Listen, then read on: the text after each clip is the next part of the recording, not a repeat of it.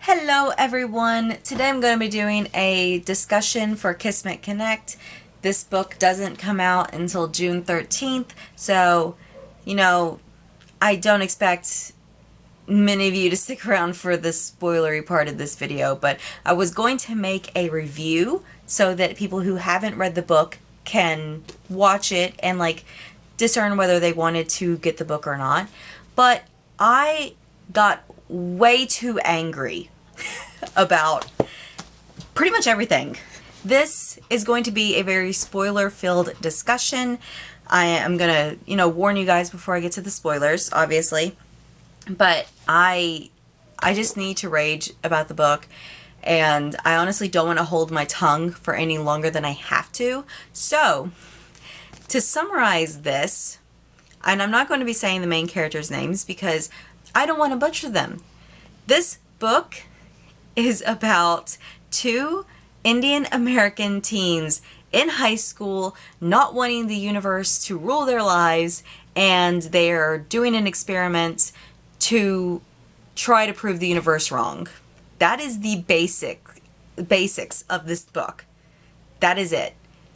Now I'm going to get into spoilers, so if you haven't gotten an arc of this book, or, if it's way later and the book's come out and you just haven't read it, don't watch unless you want to be spoiled. If you want to be spoiled, that's fine. Stick around. I'm going to trash all over this book. I gave this book a 1 out of 5 stars, and I wish I could have given it less, because it made me so viscerally angry, and for little reason. You see all these tabs?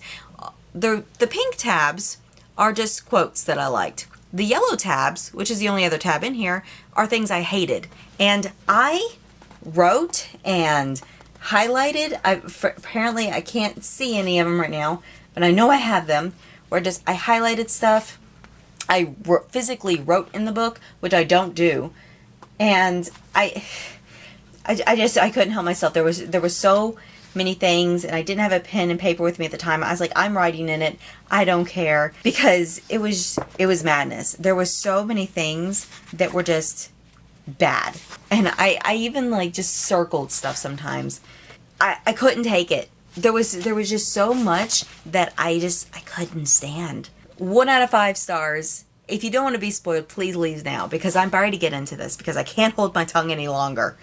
Before I get started on the spoilery parts, here's the main female character's name. Here's the main male character's name. I'm not going to be saying their names throughout this discussion because I don't know how to say them with confidence, so I don't want to screw them up. So I guess I kind of, going into categories here. The characters are horrible. I hate all the characters except for the main male character. He's alright. The main female characters, the main female character is just a brat and a bitch. To put it in the blatantest terms, that's what she is. And she's also self-absorbed and control freak. The list goes on of what she is, and none of them good. The main male character's mother is neglectful and kind of emotionally abusive. Actually, the main female character is emotionally abusive too, if, you actually sit and think about it. And the main female's mother, I'm not sure how to describe her. It's just everything she does, everything she says, especially there's moments where it says that she's saying something to her daughter in a condescending way, or she's smiling at her passive-aggressively. And it's those moments where it's like, why antagonize the teenager? She's already throwing a temper tantrum every time we're in her perspective. Actually, anytime we see her, she's throwing some kind of temper tantrum or pity party or something like that. And it's like, why are you antagonizing her? Why don't you be a parent and tell her to grow up, or help her with her problems so she stops taking out all of her bullshit on everybody, especially people who don't deserve it. To all the other characters, none of them actually played much of a role. It's like they were mentioned a few times here and there, but they didn't really have much of a role. None of the characters actually had any character development. They had no personality. They were all flat and two-dimensional. The main male character is the only one that could be considered as not completely flat, because there was what he was going through with his mother was the only time I got any kind of emotional response that wasn't negative. Or I shouldn't say negative, because it made me a little sad, but that's only because I've drawn from personal experience on that. But not in the mother category, though.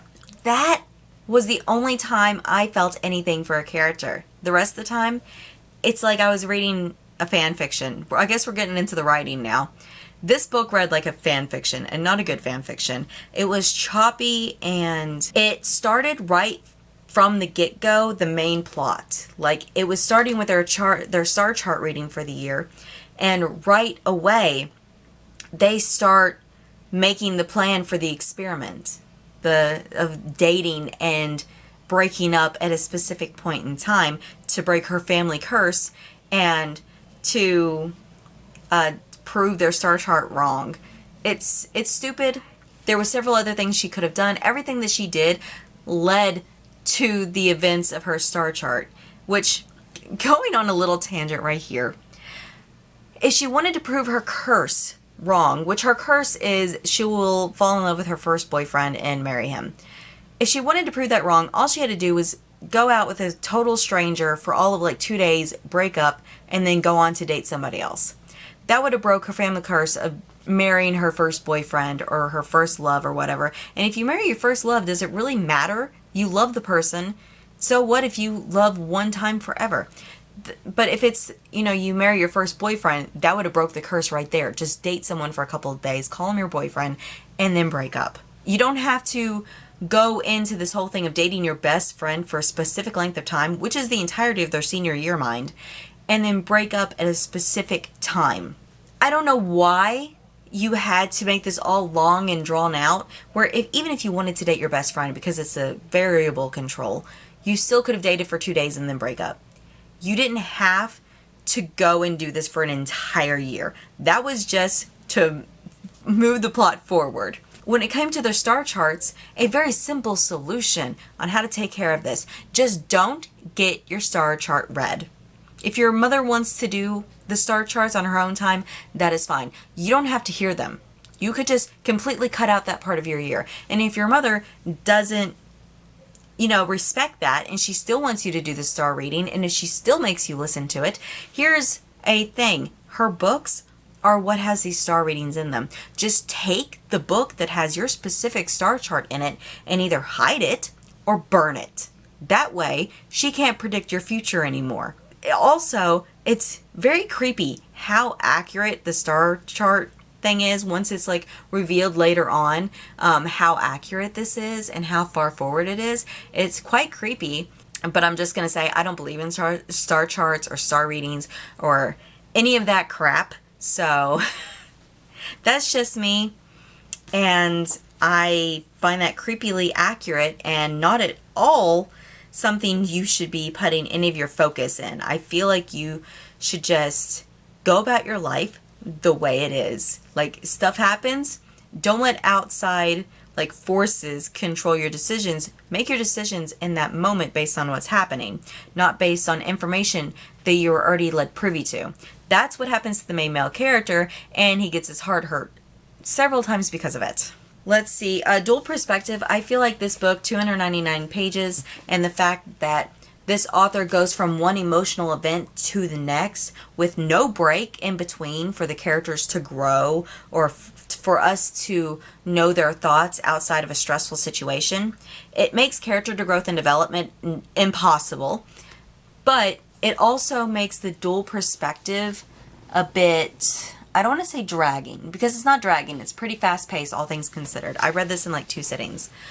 But it makes it so the dual perspectives they don't really connect you any more to the character than if you were in one perspective. And you don't really learn anything that you couldn't learn from it being in one perspective. Another problem I had with this book, especially the writing, is the fact that there was a lot of words and a lot of phrases that were used too much. Before I go into the negative, though, I do like the fact that this author used smithereens twice. For some reason, you never see that word being used, or at least I don't, and it was nice to see it being used. But there was so many words and so many phrases that were being used in this, so many like places, like Beverly Hills Hotel. That is written word for word, Beverly Hills Hotel, and then rooftop at the end actually, 4 or 5 times in the section that it's in. It's like, I don't need to read this title again. Can you please like move on? The problem was, because it was in dual perspective, and because we spent, for some reason, 3 days there, it was said so often that it was annoying. And we never got any breaks from it either, because it was constantly event, event, event, event. There was no downtime to do anything with the characters besides what they were meant to be doing to progress the plot. And not like when you're doing a book, everything needs to progress the plot in some way, but progressing your characters along with the plot is just as important. I got whiplash in this with the characters. I guess I'm going back to characters. I'm all over the place. The characters, actually no, I'll go over that later, because I'm gonna go through the tabs, and I do believe that's something I tabbed. Another thing that was really annoying about the writing is the Bollywood mentions and references. There was probably at least 20, 25 mentions of Bollywood in this, and I was honestly getting sick and tired of it after like 5 or 6. And that frustrated me so bad. One, I didn't even know what Bollywood was until I looked it up, because I don't watch TV, to be honest, and I was like, what the hell is Bollywood? And I get it, it's a cultural thing, so I don't want to go too much into it, but having that many references to it or that many mentions of it is way too much in a book. I shouldn't be not even 100 pages in and know that there's been like 8 references to Bollywood. That shouldn't be happening in a book that is like 299 pages. It's not even 300 pages. Make a few references to it, yes, throughout the entirety of the book. Don't make like 30 in the span of this. That's like one every like 10 pages. And it became repetitive and monotonous, and I was just so frustrated with it. You can feel the frustration because I'm raising my voice slightly. And oh my gosh. It's not even the fact that it's Bollywood either. I don't know anything about Bollywood, and I don't really care to know anything about Bollywood, because this thing frustrated me to the point that I don't care. This isn't even a problem I just have with this book too. I had it in a couple of Becky Albertalli's books. I hated the fact that there was a Harry Potter references all over the place. I love Harry Potter. I don't want to reference every other page. Also on the writing, I can use the example of the mother's illness and as a non-cultural thing, but all of the cultural stuff too was never explained. We were given several words about food, which was fine. I could use context clues to figure out that it was a food of some kind. But there were several things like items of clothing that I didn't know what they were.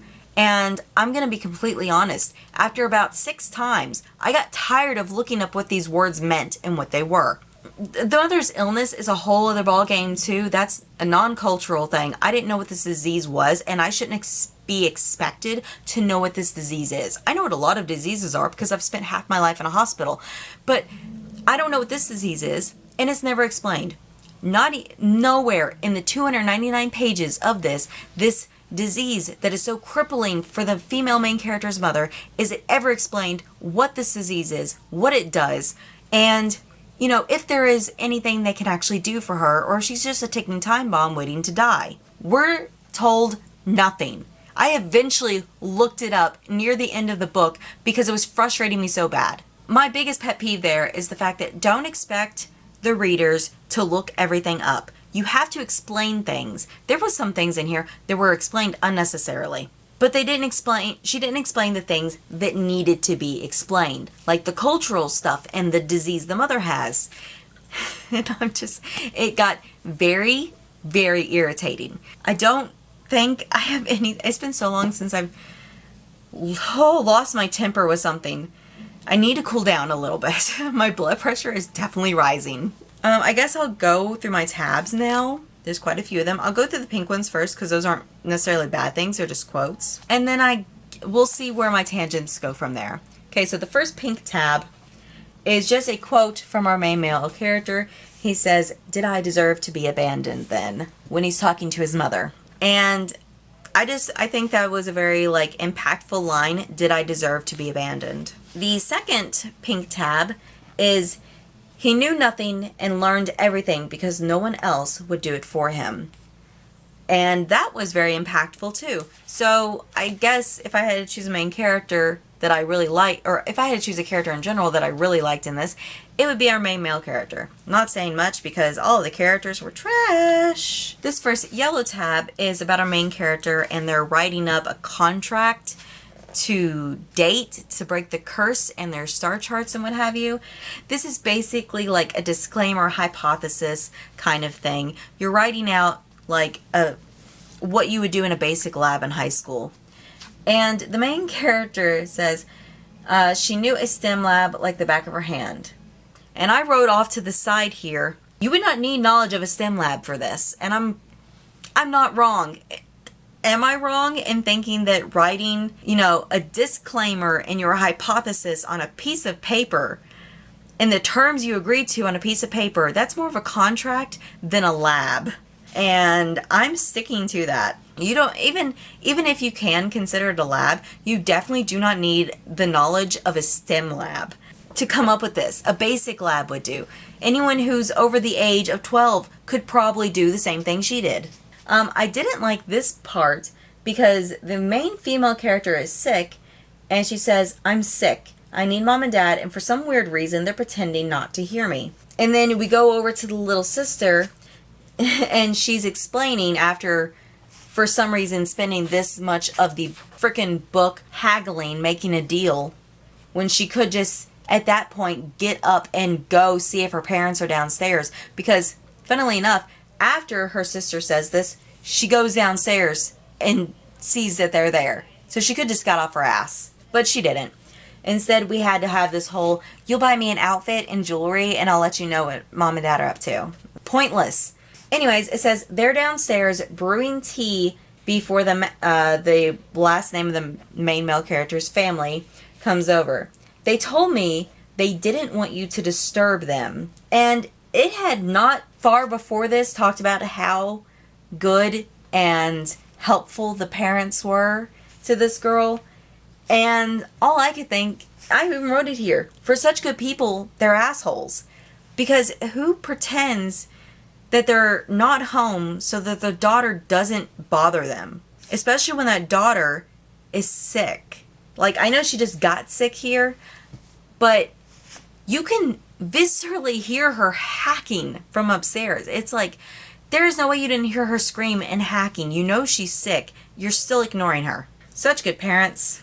I honestly got sick of hearing how good her parents were, and then stuff like that just gets pulled. Let's see, what is this one for? Oh yeah, this is emotional whiplash. That's what I wanted to talk about earlier. We go from 1 second, her completely just on her scientific experiments, not wanting to love her best friend, not even considering it as likely. And then all of a sudden, she's like, you know what, maybe you're right. Maybe I do like you more than a friend. Maybe this can be a real relationship. The emotional whiplash that gives you, or that would give anyone, I guess, who actually connected with these characters at all. And where did this evolution come from? This is like a complete 180 of this character. This is completely different from everything we've gotten from this character to this point. And this is like on page, what page is this? 138. Well, I'm 138 pages in, and she just decides to go from thinking of him as a best friend to thinking of him as an actual person that she could be romantically involved with. And that frustrates me to no end, because where did this come from? There was no point before now where you even considered him to be anything but a friend. That reminds me too, on the writing, there was so many instances where it talked about how when they touched, electric sparks or electric tingles or something electric was, climbing up their spine. And that happened way too many times. It was referenced to them touching at least 4 times, 4 separate times in both their perspectives. And just need a different way to describe that, please, because that was annoying. And then she's right down here. This is the same tab. Right here, after all of that bull crap, she says, I'm not waiting anymore. I've wasted too much time. How can you know you've wasted so much time when you just started liking him like 5 seconds ago? And I think what makes this even more frustrating is this book could have been over in 100 pages the way this author was writing. But we went on for all of this because even though she owned up to her feelings on page 138, she decides that, hey, I still want to be in control of everything, so I'm not going to say this is a real relationship, and I'm not going to treat it like a real relationship. The relationship, even though I love you, is still ending at the end of the year. And she brings that up later on in the book near the end, and then gets mad that he breaks up with her. Granted, he broke up with her right as her mom got hospitalized, but at the same time, can she really expect him not to break up with her when she just said that she was going to break up with him at the end of the year anyways, and he has admitted to being in love with her and wanting more from the relationship? How can you be surprised or angry at him at all? How can you expect him to forgive you at that point after emotionally manipulating him for so long? Like, it doesn't say it. An entire year passes in the span of this book. So we have sometimes like gaps of weeks at a time that it's just like these things are sitting and we don't get to see the emotional turmoil the characters are going in. Like, the breakup happens, we skip a week, and then all of a sudden they're just making up. And where was the internalizing of anything?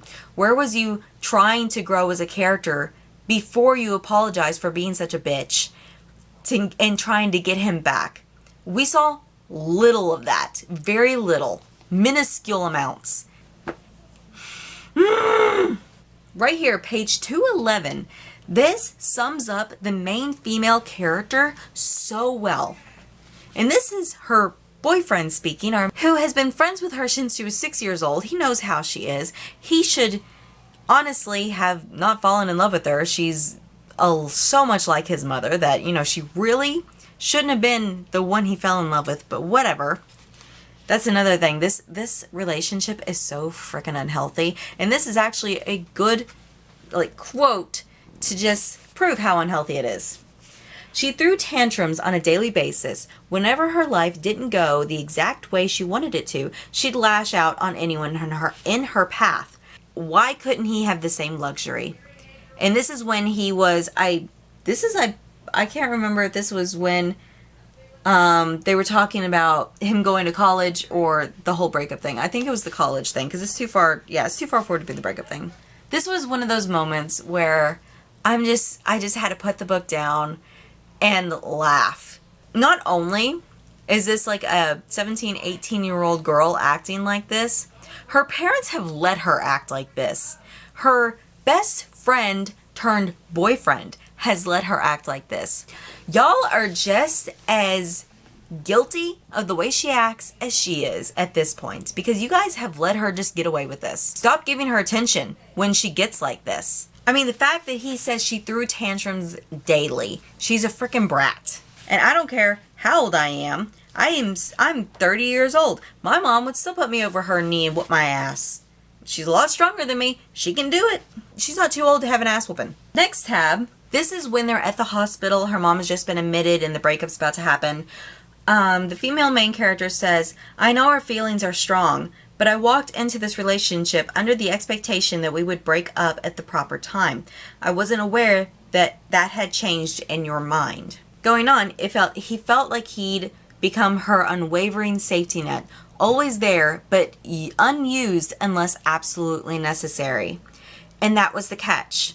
He never was necessary. Not to her, not to his mother, not to anyone. And then I just circled this entire page, basically, because it was him basically getting the facts straight. It's like, okay, you are in love with me, and I am in love with you, but you still want to break up even though we love each other, and we won't have to separate during the summer during college because we'll be so close to each other. And she's just going off about this experiment and how she has to be proven right and the universe has to be proven wrong. And oh my gosh, I just wanted to go through the book and punch her. Because at this point, the main female character has just been a driving force to progress this plot. And it's stupid. The entire thing is stupid. It had a good premise. And the way it was, the execution was flawed, is what it is. It was very, very flawed. Just wasn't good. I think more time needed to be This reads like fan fiction or a first draft, because it needed a lot more work done to it. Oh, something else about the writing that I didn't get into is the fact that a lot of the dialogue is, and you can especially tell towards the end, that it felt forced simply to progress the plot. It's like this piece of dialogue does not feel natural. It feels like it was there for us to move on to the next point of the book. I haven't really seen any other reviews that point that out. But then again, there haven't been many reviews that haven't been singing this book's praise, and I don't understand it. That's it for Kismet Connection. I'm so glad that I didn't have to pay money for that. I wish I could give 0 stars on Goodreads, but you can't. So that's sad. But I hope my 1 star counts for something. I don't understand how this is getting published the way it is. I think it has a lot of potential, but this feels like a first draft. This feels like this needs to be gone over at least 2 or 3 more times and fleshed out, and probably at least 50 to 100 pages of just character development added to it. Also, I just want to put this out there too. This book goes from event to event to event. So this is set during their senior year of high school, and it's like they almost never go to school. I think we get 2 scenes, non-sports related, where they go to the school. Sports related or dance related, where they're actually at school. And it's like, this is supposed to take place during school. But we spend half of it at their houses or at this frickin' Beverly Hills hotel. So I'm very frustrated. I feel like this book could have been so much more, and it just fell flat on pretty much everything. It needed a lot more work done to it, and I really want to see what this would be like if it had 2 or 3 more drafts done of it. It could have been an editorial thing where they had her edit so much out, so this is left. I don't know. Who's to blame for this? I haven't asked that since Zenith, which I think that was mainly because of the time crunch they were put on, but who's to blame for this thing? So yeah, that was my discussion. I really wish I had been able to do a review for this book, a non-spoiler review for this, but I just couldn't. Like, my brain was it just kept getting fried. I was stumbling over my words, and I couldn't get any words out, and I was just constantly just wanting to start really getting into it. I couldn't even make a spoiler-free comment about the summary without just wanting to pull my hair out and just immediately diving into all of the things that were wrong with it. This is the first time I've read a book, and the only thing I can say that was good about it is the Indian American rep, and that's only because I don't know anything about it, so I'm not a judge of that. It's there, and that's why it's a positive. That's all I can say. So yeah, if you guys have read this book when you're watching this, like if you've got an arc, or if you're watching this way later, like well after this book has come out and you've read it, let me know your thoughts and comments in the description, or not the description, the comments below. Oh my gosh, my brain's fried. Bye guys.